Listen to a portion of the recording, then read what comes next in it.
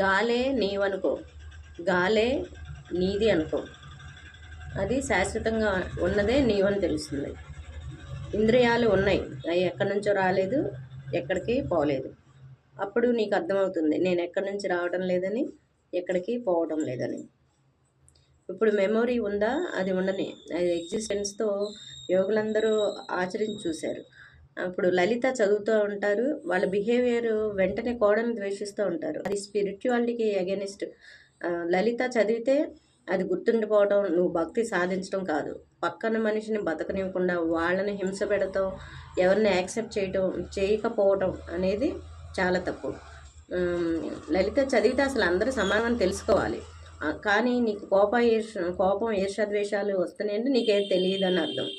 నువ్వు దాన్ని పోగొట్టుకోవడానికి ఆ మైండ్లో నువ్వు నింపుకోవడానికి మాత్రమే అది చదువుకుంటావు. దానికి తగ్గించి నీకు అసలైన స్థితి అనేది లేదని అర్థం. భేదభావం లేనిదే అసలైన స్థితి. ఇప్పుడు లిమిటెడ్ నుండి అన్లిమిటెడ్లోకి తీసుకెళ్లేదే స్పిరిచువాలిటీ. లిమిటెడ్లోకి తీసుకువెళ్తుందా అంటే బై హార్ట్. నువ్వు చదివి గుర్తుంచుకుంటున్నావంటే అది ఎగ్జామ్కి ప్రిపేర్ అయ్యి ఒక ఐఏఎస్ అవ్వాలి అనుకుంటే అప్పుడు గుర్తుంచుకోవచ్చు.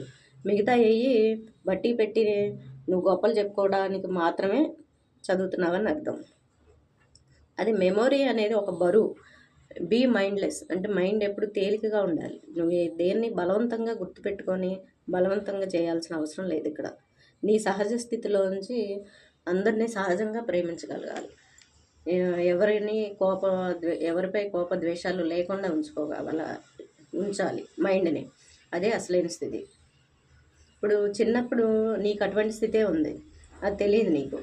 అది ముసలితనంలో కూడా తెలియదు. యవ్వనంలో ఇది తెలుసుకోవడానికి నువ్వు వచ్చావు. అది ఆది అంతాలు లేనిది. బాడీ వచ్చి పోతుంది, అది చచ్చిపోయాడు అంటారు. చచ్చిపోయాడంటే ఎక్కడో ఒక చోట ఉన్నాడు, ఒక రూపం మారింది. ప్రశ్నించే మైండ్ పోవాలి. నువ్వు ఎక్కడి నుంచి రావట్లా పోవట్లా. ఇప్పుడు నేను గాలి అనుకున్నావు అనుకో, అట్లా అందరిలోనూ నిండేది నువ్వే. గాలి అన్ని చోట్ల ఉంది, గాలే నీవనుకో, గాలే నీదనుకో, శాశ్వతంగా ఉన్నది నువ్వే.